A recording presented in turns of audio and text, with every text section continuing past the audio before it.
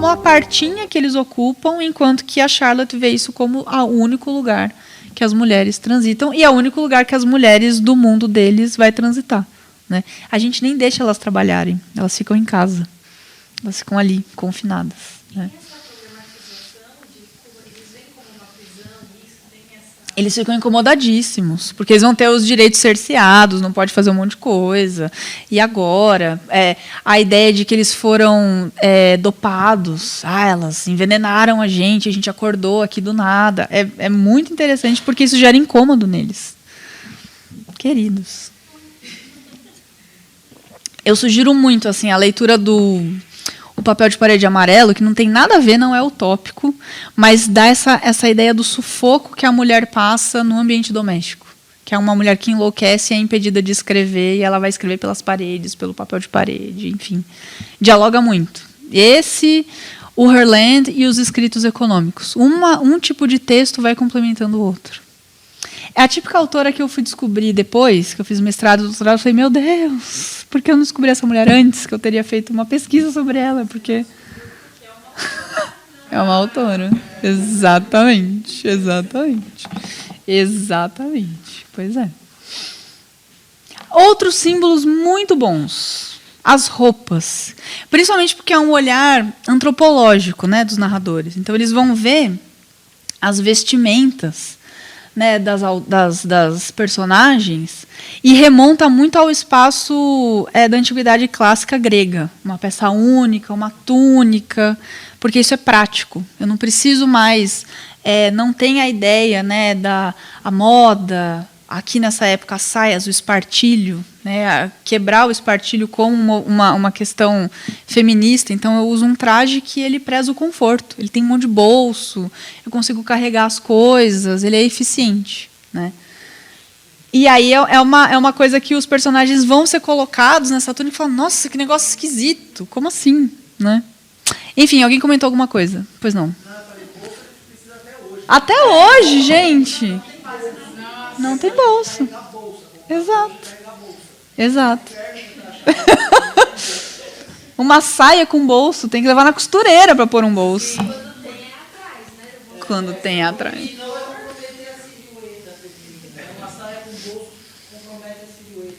Exatamente.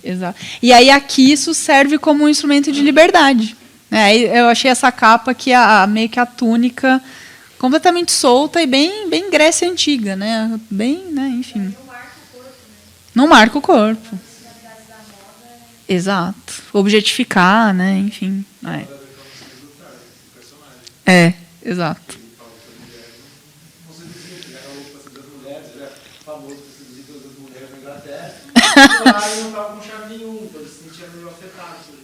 Terry, vai ter que usar outras ferramentas aí, querido. Vamos lá. E as mulheres tinham cabelo curto. 1915. Onde já se viu mulher ter cabelo curto? Imagina, né? Então, um marco assim bem de caramba, de estranhamento muito grande, né? E aí quando eles voltam, né, fazem esse retorno e escapam, um dos personagens ele se acostumou tanto que ele vai sentir falta desse, de ter, né, tudo prático, tudo muito confortável, e aí vai ter esse estranhamento do retorno para o mundo do norte, né, global, talvez, entre aspas, civilizado. Que aí o bacana dessa ideia da jornada, né, que o personagem vai e volta, ele volta para contar como é e ele volta transformado também, né, porque ele foi essa figura que entrou em contato com esses elementos todos, né, enfim. Para a gente finalizar, né, o que acontece no final? Então, o Van Dyck, ele vai casar com a Ellador e eles levam ela, né, com ela na nossa terra. O Terry, ele vai tentar, né, tenta casar com uma das personagens ali, mas ele vai ser expulso porque, na verdade, ele tentou estuprar ela, né? E o Jeff, ele casa com uma personagem e aí ele fica. Então, chegam 3 homens, voltam 2 com uma mulher. Então, voltam 3 e um homem fica, né? E aí isso funciona, né? Enfim, no formato de trilogia, né? Termina com um baita gancho para, putz, e agora? Como que vai acontecer, né? O que vem depois? O que vai acontecer depois, né? Por isso que vai ter o 3º volume, né? Eu não sei se está traduzido. Eu só encontrei a tradução do segundo, mas enfim, né? Super, super curioso. E vão ter muitas capas, enfim, é muito simbólico, né? Como que isso vai sendo os símbolos todos, né? A natureza, o corpo, né? Eles olhando, enfim. E aí, para a gente encerrar, né, um trechinho sensacional desse texto ensaístico dela, né, do Mulheres e Economia. Não há mente feminina. O cérebro não é um órgão relacionado ao sexo. Também não se fala de um fígado feminino. 1898. Né? Então, ela é uma figura, enfim, brilhante, que vai, né, retratar questões muito importantes. Para a gente fechar e pensar os pontos de conexão de uma obra com a outra, né? A gente vai ter o tempo todo, né, o contraste. Então, quando a gente lida com obras utópicas, e se tal coisa acontecesse dessa maneira? O conflito ele vai estar, né, no contraste de pontos de vista. No caso da utopia, são os valores religiosos, o contraste do protestante com o católico. No Herland, o contraste é o papel social dos gêneros. Né? Então, as mulheres tentando entender os homens tentando entender as mulheres. Né? E aí a ideia de que criar esse mundo utópico funciona como um movimento. Né? Então, meio que liga um motorzinho que, imagina, numa sociedade como essa, né, de 1915, como que esse texto chega, claro, um alcance infinitamente menor, né? Mas como que essas ideias circulam para tentar, então, o que pode ser feito para que os papéis de gênero eles sejam um pouco menos desiguais? E aí estamos até hoje, né, tentando encontrar esse equilíbrio. Né? A questão a estrutura utópica narrativa, formal, ela é muito parecida. A questão é que em cada obra, cada autor, cada contexto, esse questionamento ele muda. Então, em plena reforma protestante, o embate, o conflito é muito os valores religiosos. E em plena primeira onda do feminismo sufragista, pensar os papéis de gênero pode ser um mote narrativo importante para as utopias. Né? Uma obra utópica em pleno século XXI vai trazer outras questões. Né? Vai tentar imaginar outras ilhas distantes ou planetas distantes ou, né, enfim, sociedades remotas. E aí tem uma frase que dizem que é do Galeano, dizem que é uma fala que ele fez, enfim. Né? Mas é muito interessante pensar essa ideia da utopia como um motor. Né? A utopia está lá no horizonte. Me aproximo 2 passos, ela se afasta 2 passos.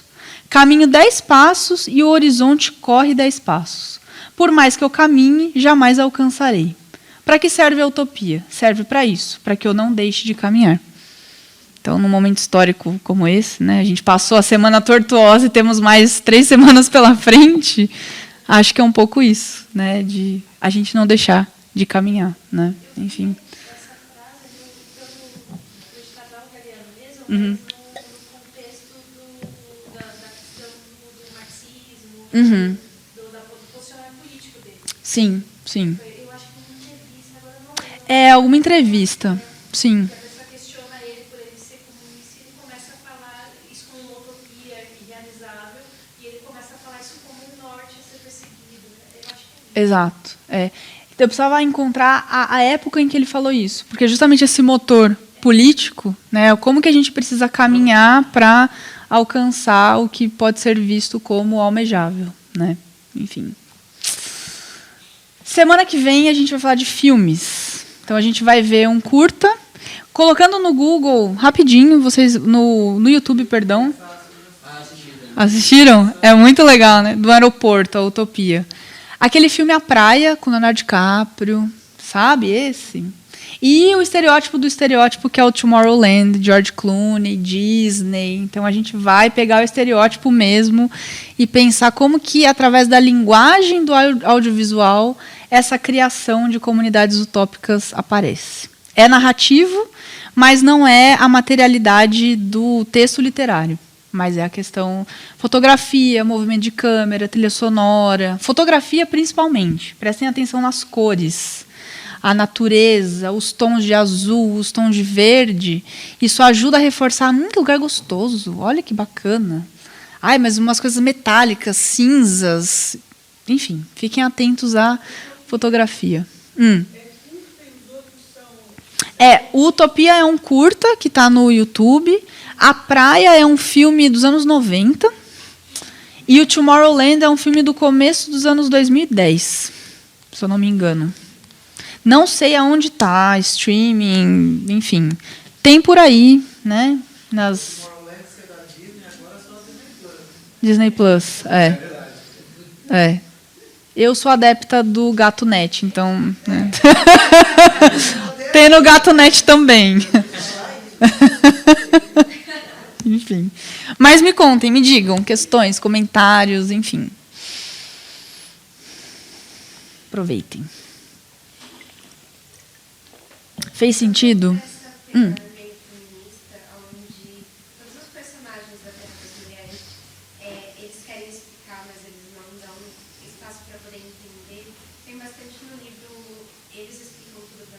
Da Rebecca Solnit, sim.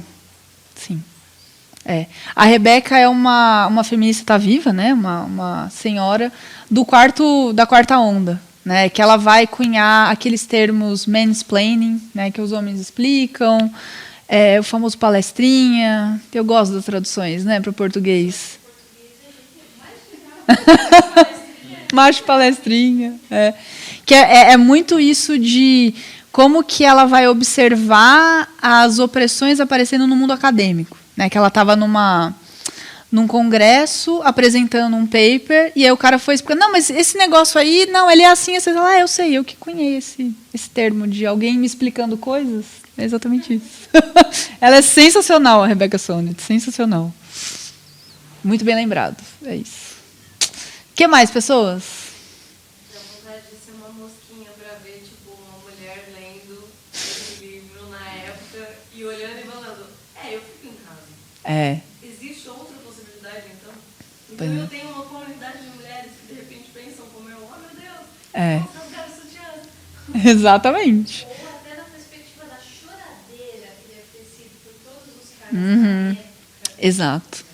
Hoje a gente tem essa choradeira com um filme de super-heroína. Imaginou que era isso? Exatamente.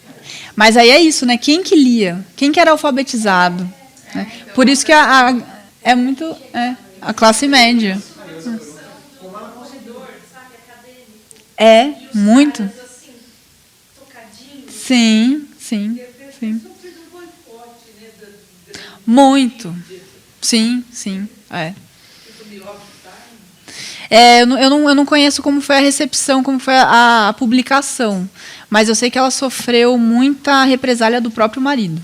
E ela teve depressão pós-parto, enfim, várias, bem tenso. O mais teórico dela, aquele sobre economia, foi lançado antes, né? 1898, Seria interessante, quer dizer, interessante ver como foi a recepção deste livro, porque também já deve ter sido complicado. Mulher falando sobre economia. Sim. E aí a gente tem uma ideia de como é que foi na hora que ela publicou a ficção. E publicar com o nome de mulher, né? Porque muitas mulheres tiveram que publicar com outros nomes, né? Sim. Né? Ela é maravilhosa. De vez em quando a gente descobre umas mulheres que a gente nunca ouviu falar na vida. Por exemplo, há alguns anos eu fui numa excursão para Vassouras e Petrópolis e eu descobri que em Vassouras teve uma mulher chamada Eufrásia Teixeira Leite. Nunca já ouvi falar dessa mulher antes na minha vida. O pai era cafeicultor, a mãe havia de uma família de cafeicultores e o pai era comerciante de café. Então eles quase não tinham dinheiro. Tiveram duas filhas. Eles ensinaram as duas filhas a jogar na bolsa, a cuidar do dinheiro, a fazer tudo. Olha só. Quando os pais morreram, ela ainda era relativamente jovem, os pais tentaram um casamento para ela, ela falou, eu? Casar? Eu não faria. É isso. Foi namorada do Joaquim Nabuco, foi noiva dele, não casou Olha. com ele, queria que ela vinha sustentá-lo. Olha só. Eu falei, história dessa mulher, eu falei, gente, por que ninguém me contou antes? Então, mais um. Exato. Pois é. Você ia falar alguma coisa? Não, é isso que você estava falando, assim, eu fico imaginando como foi lançar esse livro. Nossa, sim. É chocante, né, para quem lê.